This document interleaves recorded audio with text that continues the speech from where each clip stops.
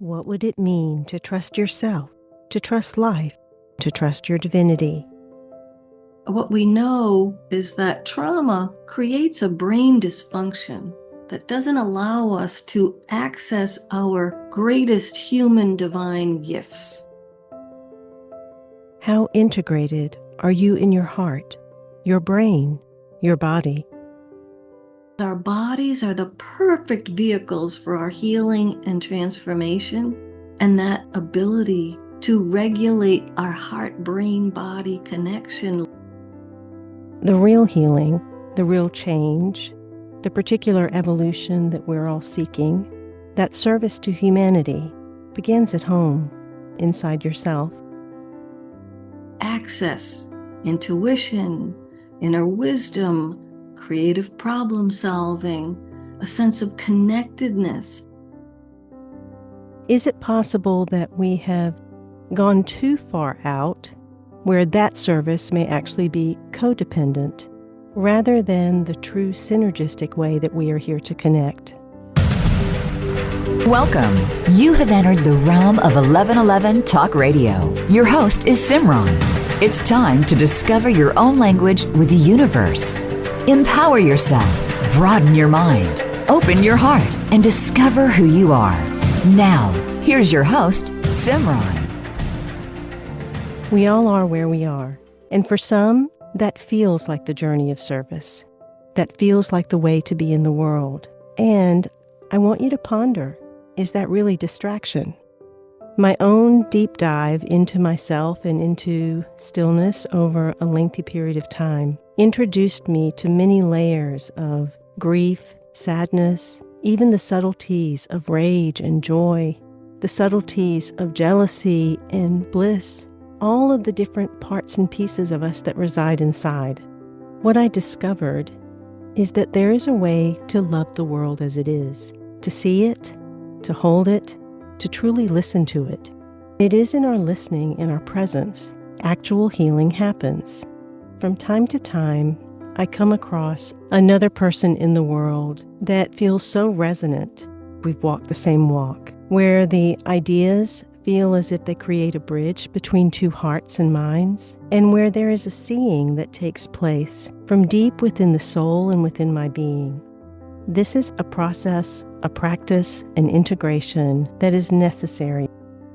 What if the radical solution for these radical times is all about expanding our own heart coherence so that one by one we can create a resonance field so powerful that a critical mass of other people will also be transformed? Perhaps then, in the spirit of cooperation and harmony, we can generate radically creative solutions that can lift us and our world out of the destructive dramas currently being played out in so many ways. The grace process is a psycho-spiritual, somatic-based formula for resetting your physiology and optimizing your heart-brain-body connection for healing and transformation. This is from the book Embodying Grace, Trusting Yourself, Your Life, and Your Divinity by Dr. Leyden, who is an evolutionary leader, trauma healing expert, and visionary mentor known for holding sacred space in some of the most traumatized regions of the world. From Rwandan genocide survivors to Sandy Hook school shooting families, she is the creator of the Embodying Grace HeartMap and the Mastering Therapeutic Presence Certification Program. Lori is a member of the Evolutionary Leaders Circle and recipient of the ACEP Award for Outstanding Contribution to the Field of Energy Psychology. Welcome, Lori, to 1111 Talk Radio. Oh, Simran, honestly, I have grace bumps. I'm deeply honored to be part of this, especially the way that you create a resonance field for whatever is needed to arise in the moment. When we can find that moment where the blending, the line between us is no longer discernible, that we really have touched that space of oneness, that we really have understood and seen one another, not from the mind or the eyes only, but truly from that heart, that body that is beyond all of us. That's a sense that I get from your entire book and the work that you steward other individuals by. The statement that you have right at the beginning of the book, the time for spiritual practice is over. explain what that means? A lot of people are caught up in a loop, almost a psychosis of spiritual practice or healing that can be as traumatizing or as limiting as some of the scenarios that got them there. Yes, yes, yes. Thank you for that. And people are quite shocked when I say it's time to stop your spiritual practices because they're like, but I'm doing my yoga and my gratitude journal and I'm doing Tai Chi and I'm reciting prayers and I'm doing these beautiful rituals. But here's my thing. If you do all that stuff and you get up from the yoga mat and you kick the cat or have an argument with your partner, you're not embodying those spiritual practices. This can all be traced back to our physiology and how trauma dysregulates our physiology. Clarify that for anyone that might be triggered in this moment or not quite fully understand. You're speaking about the foundational knowing and integration of those very practices beyond them simply being things that we do to perhaps convince ourselves of our goodness or our spirituality, or even to bypass or escape certain aspects of ourselves. Beautiful. Thank you for that.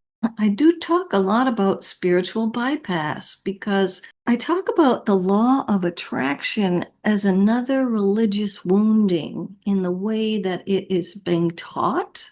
And we have a lot of religious woundings around our deservability and our connection and our ability to connect with the divine. Thank you, everyone, for being willing to be in those practices. I'm inviting us all to go just a little bit deeper, that these are not simply perfunctory tasks, but we must bring our consciousness and our heart to them. What we know now that has really only been just coming to the fore is that trauma creates a brain dysfunction that doesn't allow us to access our greatest human divine gifts. You will know that your spiritual practices are working when your physiology allows you to feel a sense of inner safety and a sense of inner peace, because that's where we become available for the transformation. Current therapies and tools have not often been able to address this physiological dysregulation as effectively as we need it to happen. I believe we are heart-wired for divinity, meaning that our bodies are the perfect vehicles for our healing and transformation, and that this ability to regulate our heart-brain-body connection literally allows us to access that divinity, which is our intuition, inner wisdom, creative problem solving, a sense of connectedness, a sense of transcendence, a sense of the awe and wonder about what is possible when we are in heart coherence. These questions have quite complex answers, and at the same time, it can be very simple. In that simplicity, we create a lot of complexity. Throughout your book, you share very intimately and vulnerably your own story, but also how often you would go into stillness and pausing to deeply understand life, the soul, the body, all that I had possibly missed from that idea of being the light, or even from the aspect of creating my reality. Because it came to the point of saying, okay, if I created this, I've missed something. I've missed something profound. Can I be as devoted to the darkness as I've been to the light? Because it must have a gift inside of it. And the gift really was the body. Every sensation, every thought, every emotion, every subtlety that I did not know was buried inside of it. And you have a process that allows people to rhythmically do that. Share about the importance of the silence, specifically in the beginning, when there is the trauma, the pain, noise, mental static, and the discipline required to be there with that. Yeah, thank you for that beautiful question and for zeroing in on how we make simple processes complicated, in an effort, of course, to get love and be loved and to heal. This process starts with physiological regulation. So I have the Embodying Grace HeartMap, which I received over a series of patients after a near-death experience. For the last 21 years, I went in search of the evidence that this practice, this formula actually worked. And when I combine it with trauma, not just trauma-informed skills, but trauma healing tools that start with physiological regulation, then we can begin to unpack a healing process that is much more gentle and is also based on our wholeness, not on our brokenness. Because I feel like in the self-help world, where we're in the coaching world, we're looking at people are yearning for deeper meaning and purpose, but it has to come from this physiological regulation instead of things that distract us. I call it ADOSO, attention deficit, oh shiny object. And it's about being rather than doing.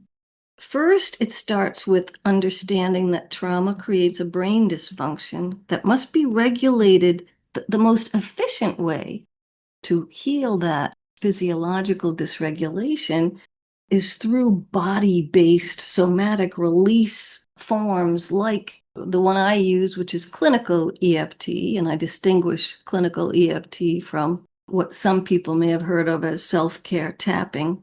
Once we physiologically regulate our heart-brain-body connection, we are in a space of availability for connection and transformation. So the work begins with taking the suffering out of the trauma response. And when I say taking the suffering out, you know that phrase, pain is inevitable, suffering is optional. We can experience great emotional, physical, and spiritual pain, but it is the story that we tell ourselves about that pain that creates suffering. So the work that I do with people is to hold and teach and hold space for them to physiologically regulate so that they have access to their own divinity, so they can recognize where in the process of these 5 stages of embodied grace am I in separation from the divine? Am I in stirring, meaning am I ruminating about everything that's happening? How easy is it for me to surrender and find stillness? Well, the hardest part is getting ourselves out of separation and stirring.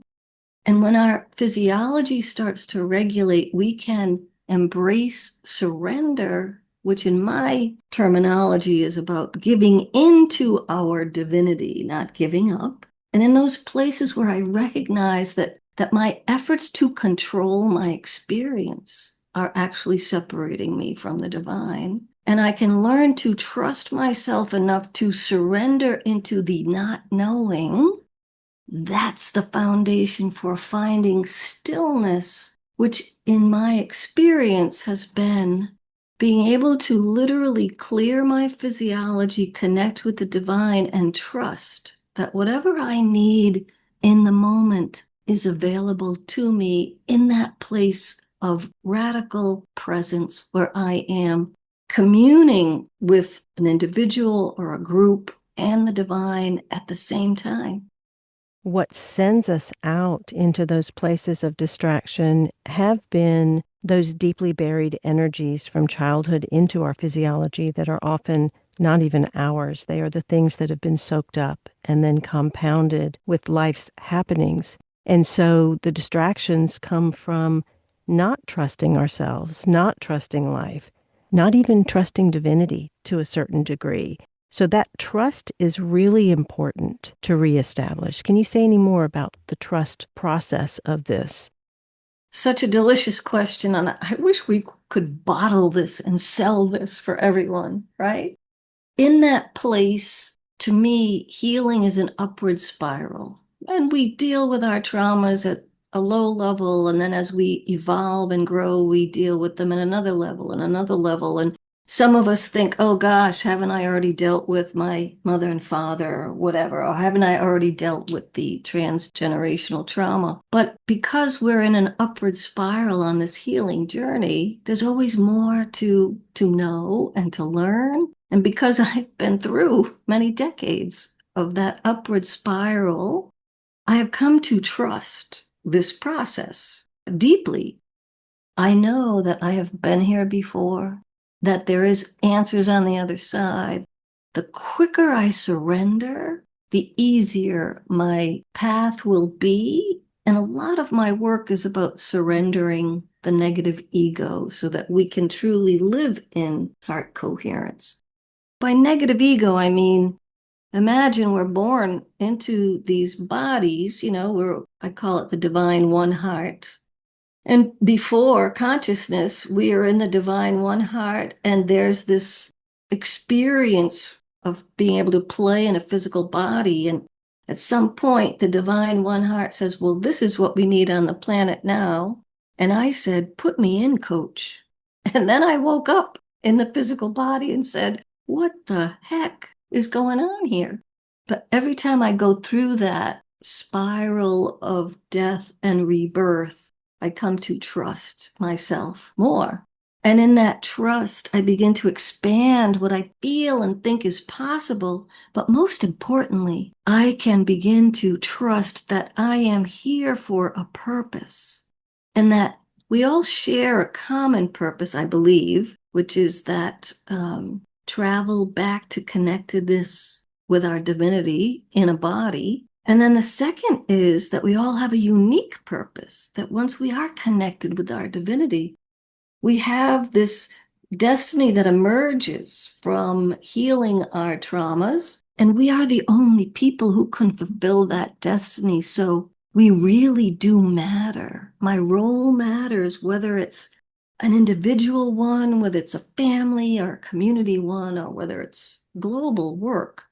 We each are significant and unique in what needs to happen for global healing. And so I say this because as an invitation for people to trust that they really do matter, that they have a significant, unique, divine purpose that is making a difference. And so truly, our greatest service work in the world is healing our own wounds first so that we can be open and step into more fully that divinity and our unique purpose.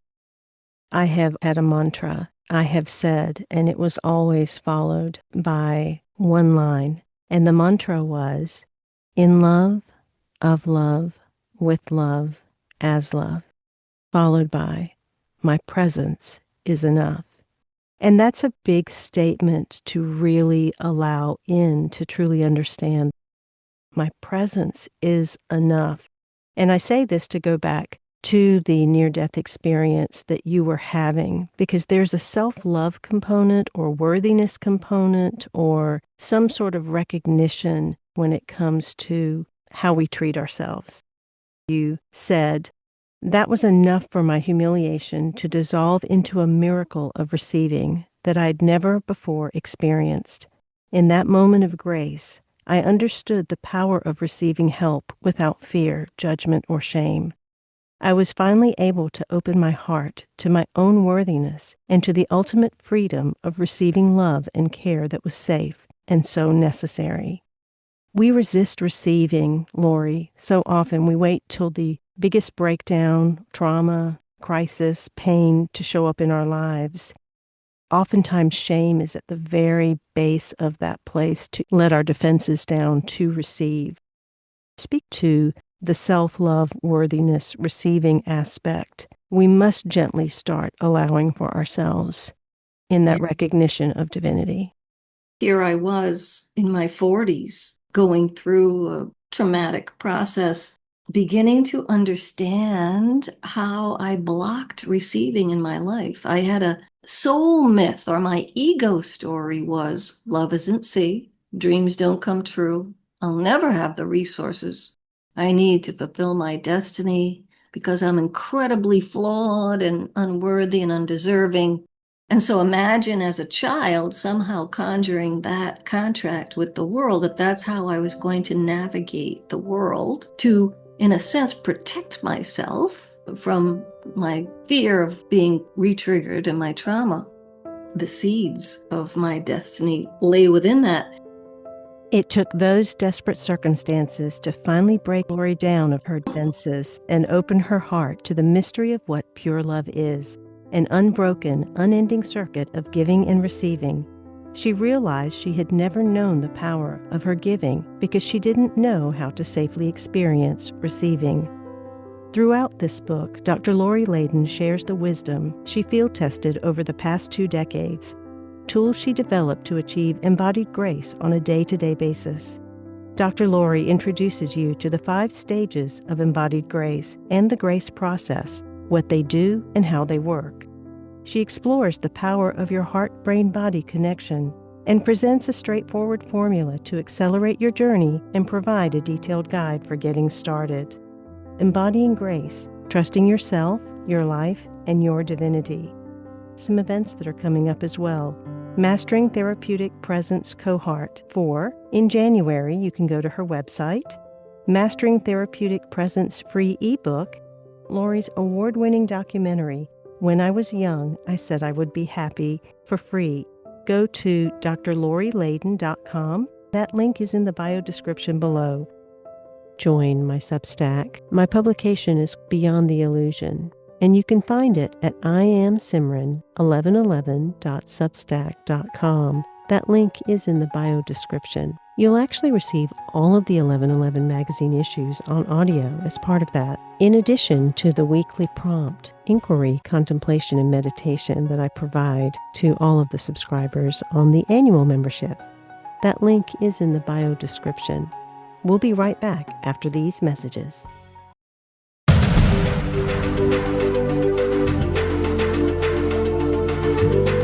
You are listening to 1111 Talk Radio. Simran is an award-winning author, publisher of 1111 Magazine, powerful speaker of wisdom, and a life mentor. Find out more at iamsimran.com. Now, back to 1111 Talk Radio. I really enjoy working individually with people.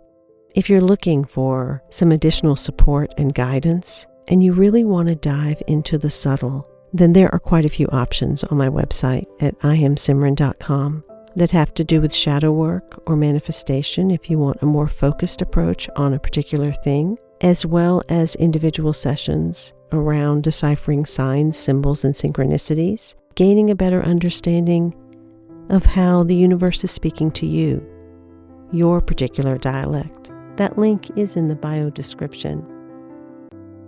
The 5 stages of embodied grace, composed of separation, stirring, surrender, stillness, and synergy.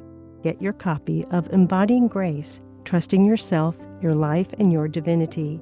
drlorileyden.com. It's breaking out of that running away from ourselves to get still enough to listen to the divine. After my near-death experience, I received this message: everything in life is a choice, including taking the next breath. And I thought to myself, I can't just not take the next breath. But that's what I did, in fact. I was above my body. I'd been in the hospital for a month. I'd had 4 80-year-old roommates who checked in and checked out. And at 3 o'clock in the morning, as I'm having this thought of not taking the next breath because I was in such terrible pain, my 80-year-old roommate from the other side of the curtain says, "Dear God, please help my roommate. She's really, really sick." And I thought to myself, I'm not in pain because I'm not breathing anymore. And I didn't think my life would end this way, but I've had a good life. I've helped people, and okay, I'm ready to go. When my hospital roommate said this out loud, I just remember thinking, well, the divine isn't done with me yet. And I laughed. And in taking a laugh, I choked in the oxygen and came back into my body, which I came back to that pain in the body. But hours later, this nurse came on the ward and she said, "I've been out for a month. I didn't realize it was you. we're going to do everything we can to get you healthy and get you out of here. I recognized her as my very first psychotherapy client. Now, Simran, you don't tell people they're your first psychotherapy client. But she said, I remember what you did for me and I'm going to help you now. Into the bathroom and peeled the Johnny off my body. I had not been washed. There was a lot of things happening after being in the hospital for a month. And I remember looking down at her. I'm naked. I'm looking at my first client. And I've just had this near-death experience. And this other booming voice comes in because I thought I was going to die of shame in that moment. And this other booming voice comes in and says, if there was ever a time to receive, this would be it.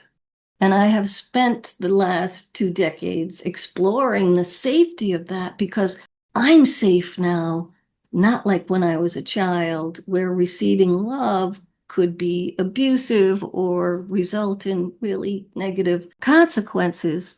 But when we remember that we really are divine, that we really are loved, when I opened myself up to the notion that love was safe, because I could choose as an adult who was safe, the shame drops away when we realize everything we've ever done has been in an effort to give love and get love and be loved.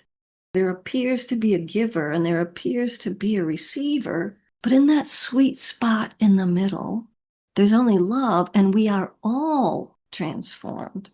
And so that healing becomes this interconnectedness.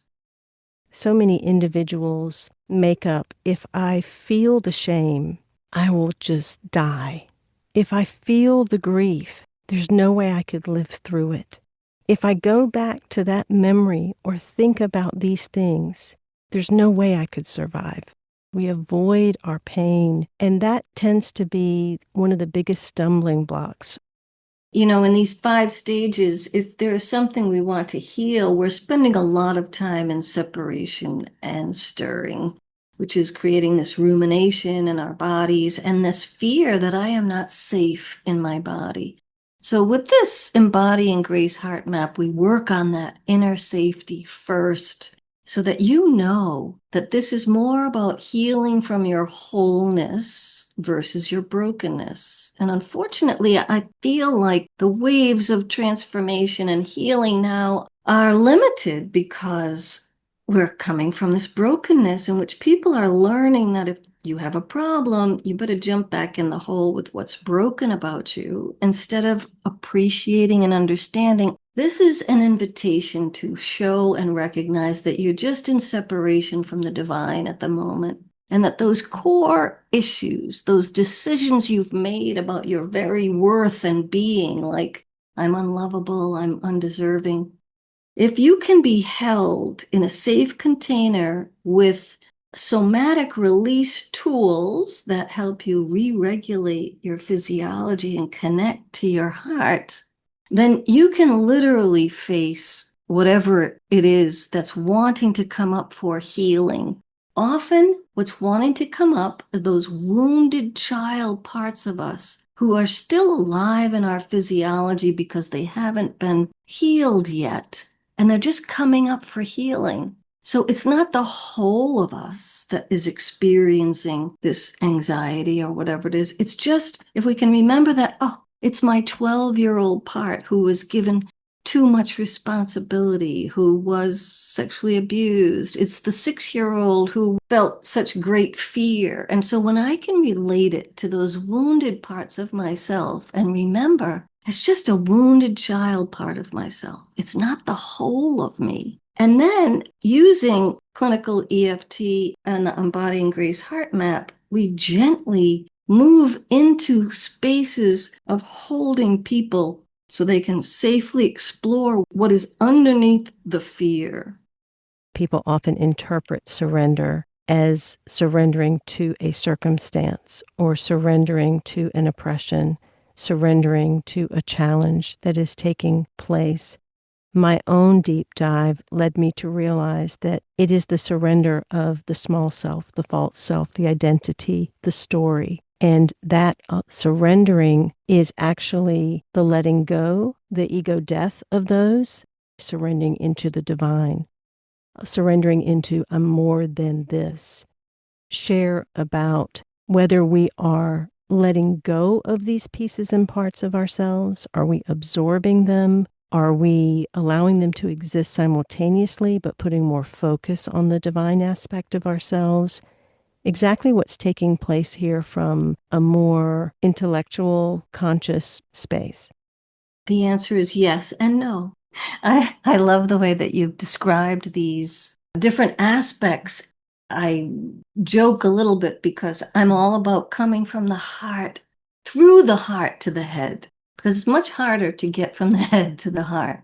And in these places of surrender, you so beautifully describe, I'm surrendering my story about why I'm separate from the divine, why I'm separate to others. I'm surrendering this false story like my own. Dreams don't come true. Love isn't safe. I'll never have the resources to fulfill my destiny. Now I have such amusement because none of that is true. None of that has really ever been true. Parts of it, maybe. But that is the power of our negative ego. And I want to invite people to partner with your negative ego. Negative ego simply is a mechanism we were born into that helps us figure out what we're going to do with this feeling of separation from the divine. So the ego is saying, oh, you think you're separate from the divine? Well, we're going to show you the lens through which you look through the ego will prove that thing is true. We're just trying to take care of you. Whereas the heart obviously has another agenda, which is to show us our divinity. And so we want to gently look at what I call ego awareness. I developed certain patterns to protect myself in childhood that became unhealthy as an adult. Once I could trust myself enough to honor that these were different parts of myself, but not the whole of me, I could begin to integrate. We're not getting rid of anything. We're integrating the truth, the beauty, and the goodness of being in a physical body as the perfect means of enlightenment. How can I work with my body and my physiology to have the most grace-filled experience when I need it the most? Because in that place of surrender, there have been times when I just didn't want to give up my story because I felt righteous indignation about my story. Humor is so necessary on this journey. And I now notice that when ego has these limiting beliefs and these core issues that come up, I can say, thank you for showing me what is coming up for healing and move into a heart space. And in that surrender is the wonder. This is my spiritual journey is on the wings of wonder. And there are two kinds of wonder. There's the, I wonder what the heck is going to happen on the other side of this. Or there's the, I wonder what miracles and what support I am receiving from the divine in this moment. If I meet the divine in the field of the divine, where I have released my judgments and open to forgiveness, so that I can create from a place of divine connection and wholeness. That lens then really does create a greater opportunity and ease to focus on more of the things that are in a different direction of the grief and the trauma. It's not avoiding the grief and trauma. It's not the bypassing of that. It's finally an acceptance or an awareness of that now we can start to pivot. Absolutely. The beauty of why I use clinical EFT is that we take on the problem, we just state the problem and we state the solution, and then we use acupressure points to release the illusion or the ego piece of it in a gentle way, because you cannot talk yourself out of the ego. So it's about communicating with trust in our bodies that, oh, when I have that aha, I can trust that aha. The more often I move into surrender and stillness, the more that energy is more powerful than the energy between separation and stirring. And so I begin to trust it more. Would you rather deal with your issues from gratitude, love, joy, and wonder? Or do you want to hang out in the dark night of the soul and wait for the process to unfold once we become too exhausted with our stories? We have the choice of which path to take. Whichever choice you make, you end up at the same place in the end. One is a long detour, a scenic route through the marshes, and the other one is more of a straight shot on a lighted path. Our world is noisy. There's a lot of talking, wanting to fill the space, state opinions, judgments, try to fix, try to change, try to heal. What we see in front of us, oftentimes out of our own discomfort of being with it within ourselves. The story you tell of going to Rwanda and meeting this woman eye to eye is such a powerful, beautiful story. It brought me to tears. I'd love for you to share that here so that individuals can get a taste of what it really means to be present and how that is truly healing. Yes, thank you. When I was invited to go to Rwanda to teach my trauma healing skills and share them, I had my degrees, I have my books, I've got my tools. But when I got really quiet and I asked how was I to prepare, the answer was, you must sit with all of these people that you will be dealing with in your imagination and see how present you can be. Can you sit with a man who had murdered 100 people? Can you sit with a woman who was widowed and had her entire family slaughtered in front of her and is now living with the ravages of AIDS? Could I sit with orphan head of households who I had a similar experience to when I was young? That's the work that I did to prepare myself. And that was the work that really changed everything. So I went to Rwanda and I was not going to teach or do any healing work until I totally ensconced myself in the culture, had met people, had lived with people for a while, and had some sense of connection with Rwanda.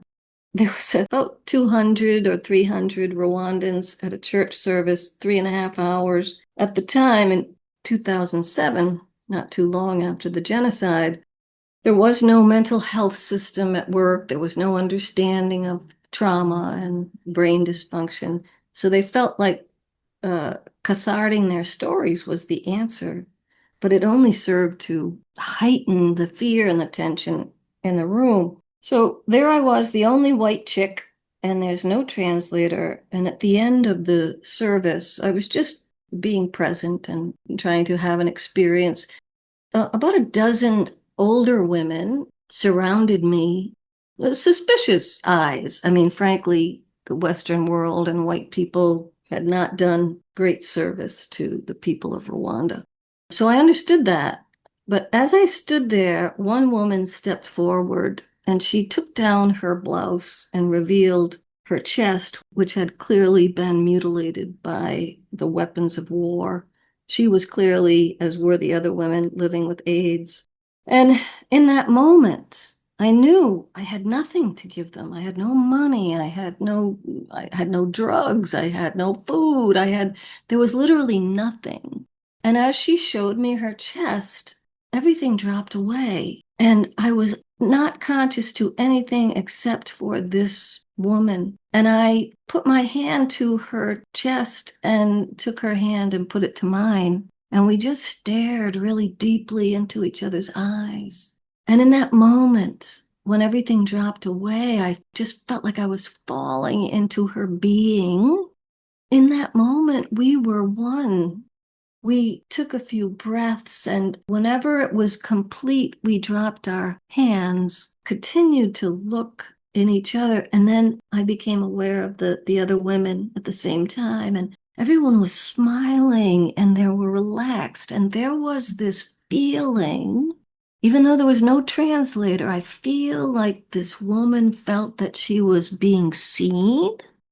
Just as important in that infinity circuit, I felt more seen than I ever have. And so, can you imagine that this woman gave me a gift that she will never know? That moment was enough to change me. And it changed the energy with those women at the time. And I would continue then to come back and check in with them. It just proved that, yes, they need everything, but my presence was enough. And her presence was enough. So that allowed me to change my soul myth. It allowed me to let go of the stories because I felt in that moment then what we are seen and we are loved. That is the transformation. I shared at the beginning of this segment the 5 stages of embodied grace and how that's a heart map for individuals to go through and do their own work. And when I read that segment in your book, what it felt like was this is a deeper spiral of that experience now where two become one, where there was separation, where there was stirring or story, where there was the surrender of that into the stillness of one another that created the synergy of the entire room. And so it just felt like a deepening beyond the individual work of the embodied grace heart map process into being that in the world. Yes. We talked about the simplicity of that, and yet the complexity, because those stories are what separate us from the transformation. So once I trusted myself more, I trusted them more, they trusted me. It was miraculous to see that they could trust my presence. And so then together we can begin to synergize into the healing. And those 5 stages to me are the guidepost of, yes, here's where I am. And yes, these are the characteristics of where I want to be. And so it's so easy to go back and just look, what am I experiencing in this moment? And does that allow me into my connectedness? And then looking at surrender and stillness characteristics. Ooh, doesn't that feel more juicy? And that then builds more trust, because the more I surrender, the more I transform, and it becomes safer. That truly, when I am in communion with the divine and communion with others in a divine sacred space, we really can transform the world. We really can come up with the solutions. But as you said, it's about taking the complications out of it, taking the stories out of it. What is our new story? I have a presence mantra that I use, and I do want to borrow the beautiful signature that you use, that you just expressed, and that you use on your emails. My presence mantra is, I breathe, I remember, I surrender, I return to presence. That's beautiful. Our world is filled with lots of ideas and lots of people that are collaborating. And there is an idea that the collaboration and many of the conversations are conscious and that they're really collaborative. But from my own witnessing of the world, the majority of us are really unconscious, and most of the time, because we're not present to what's coursing through our physiology, and we're not realizing how we're acting from that. Oftentimes, that physiology forms collaborations or forms ideas of things that we want to do from that place, which then becomes sticky. You have a line in the book that I love, which is that we are to move from thought leadership to heart leadership. That means that we have to get to a place of radical truth-telling, and especially in the personal growth world and the spiritual world, to really tell the truth to ourselves of where we're being unconscious, where we are stating collaboration, but really need to shift into more of what you express as synergy by doing the work within that needs to be done.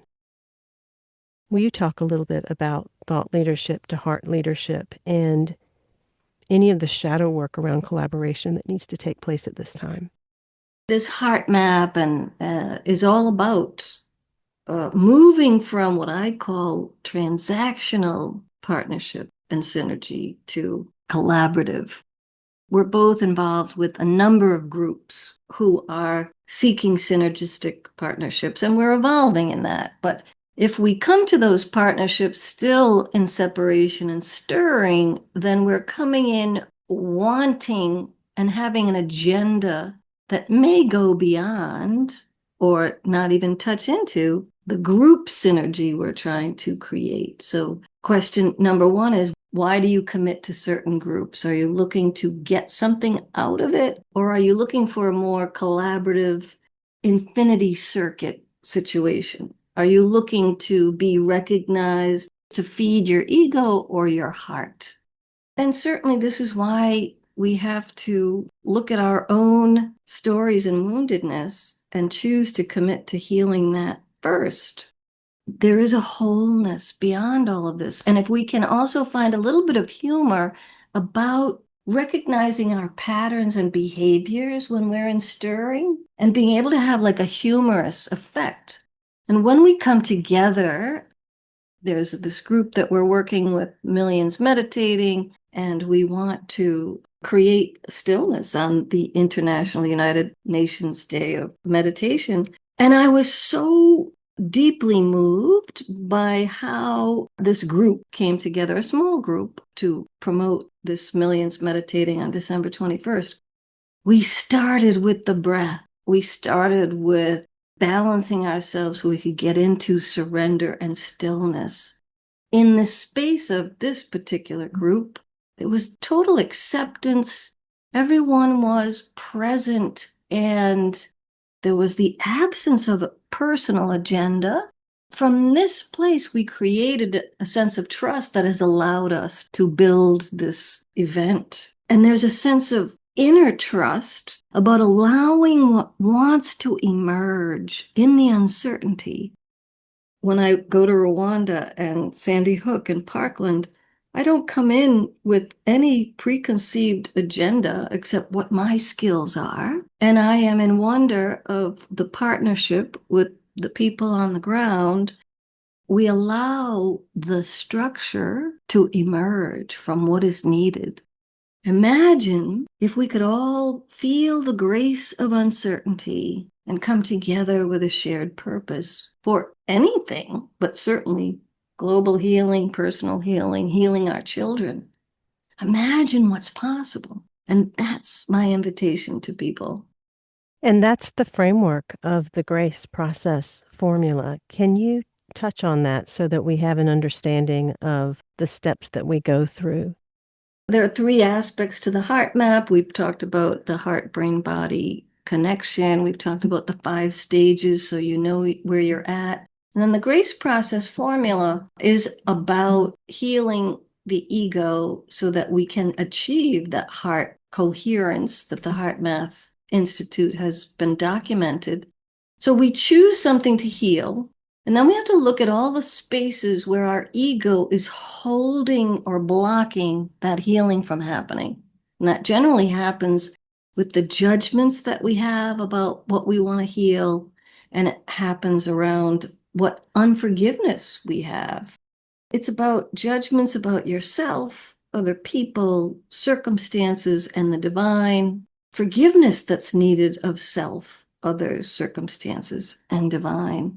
And that's where the ego is partnering with us to keep the illusion of separation in place. But it's also giving us awarenesses about where the work is. And so we work mostly in judgments and unforgiveness. We use clinical EFT to eliminate the trauma around even thinking about releasing those judgments and opening to forgiveness and making it easier for us to live in that heart coherence, which is gratitude, love, joy, and wonder. And in those places, when we're in heart coherence, grace drops in instantaneously.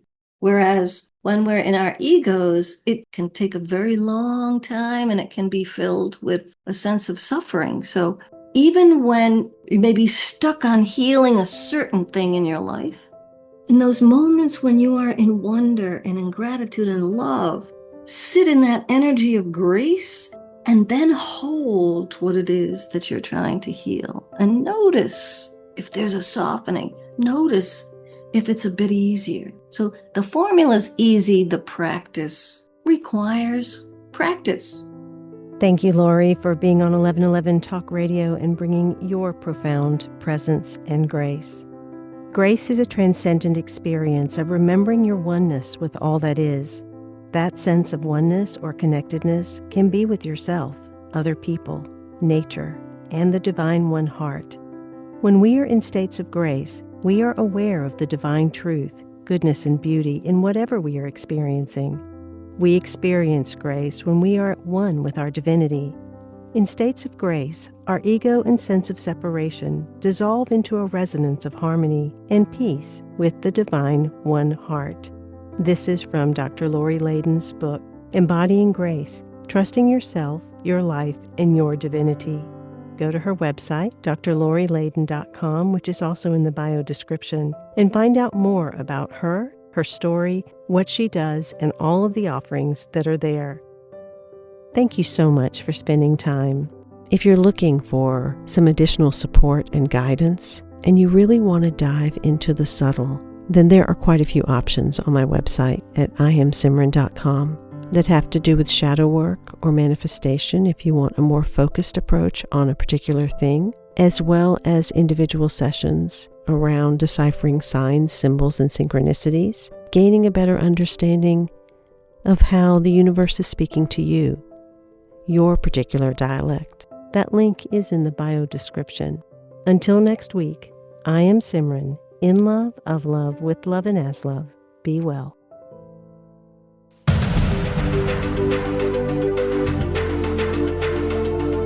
Thank you for opening your mind to a new reality, your heart to greater compassion, and your experience of aliveness with 1111 Talk Radio. Join host Simran next Tuesday at 8 a.m. Pacific, 11 a.m. Eastern Time to step through the gateway of conscious living. You are not on the journey. You are the journey.